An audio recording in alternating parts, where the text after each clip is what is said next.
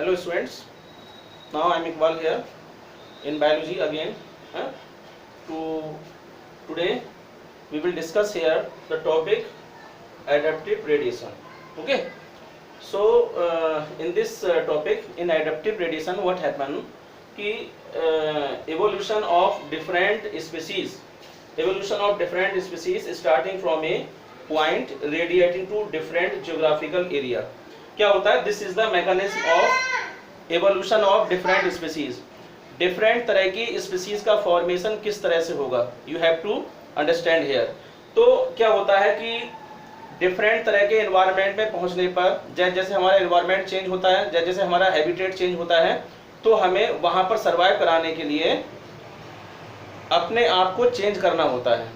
तो different habitat में survive करने के लिए वहाँ के अकॉर्डिंग अपने आप को चेंज करने से हमारे अंदर क्या होता है, डिफरेंट तरह के चेंजेस आना स्टार्ट हो जाते हैं और हम वहाँ के अकॉर्डिंग सर्वाइव करना स्टार्ट कर देते हैं.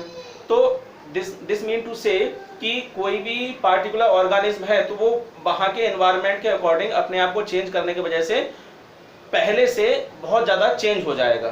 तो डिफरेंट तरह की स्पीसीज का अलग अलग एनवायरनमेंट में बन जाना क्या हो जाता है, एडेप्टिव रेडिएशन. यानी एडेप्टिव का मतलब हो गया, एडेप्टिव मींस कि एडेप्टेशन हो जाना, और रेडिएशन मींस डिफरेंट एनवायरनमेंट में अगर कोई भी स्पीसीज अपने आप को एवोल्यूट कर लेगी, अपने आप को चेंज कर लेगी डिफरेंट एनवायरनमेंट में और वहां के अकॉर्डिंग चेंज हो जाएगी, this is called the adaptive radiation.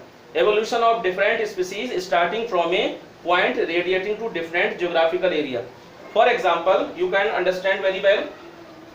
Now first example is Darwin finches. Okay, so what happened in Darwin finches?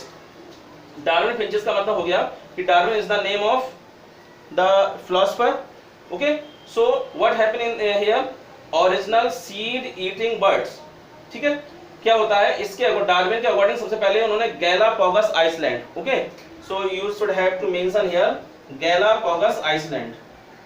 Galapagos island. Galapagos island, this is the name of the place.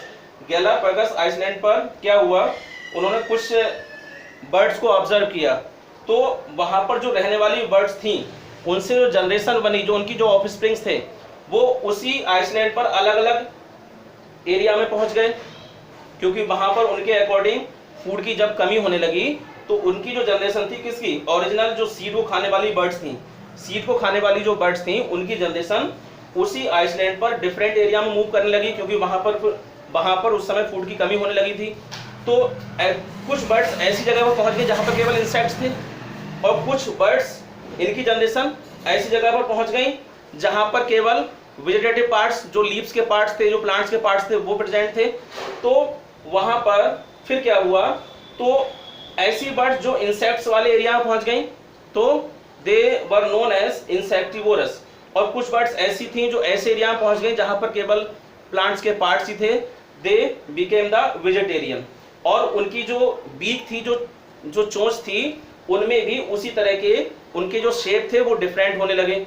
यानी कि it mean to से कि जो seed को खाने वाली birds थी उनकी जो जनरेशन थी, वो जनरेशन इंसेक्ट्स वाले एरिया में पहुंचने के बाद अपने आप को वहां पर इंसेक्ट्स को खाने के लिए उन्हें अपने आप में चेंज किए, अपनी बीक्स का, उनके बीक्स में चेंज हुए, उनकी शेप जो बीक थी वो चेंज होने लगी, तो वहां पर वो इंसेक्टिवोरस हो गई. और जो कुछ अलग तरह की जो और बर्ड्स थी वो वेजिटेरियन रही, क्योंकि उनकी जो बीक थी, शेप थी, वो डिफरेंट तरह की थी.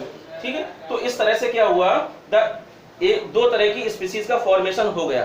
किससे, जो ओरिजिनल सीड ईटिंग बर्ड्स थी उनसे, क्योंकि सीड ईटिंग बर्ड्स वहां पर पहले क्या थी, स्कार्सिटी फूड की होने लगी थी, तो वहां स्कार्सिटी फूड की होने की वजह से जो उनकी जनरेशन थी वो अलग अलग एरिया में अलग अलग हैबिटेट में मूव करना शुरू कर दिया.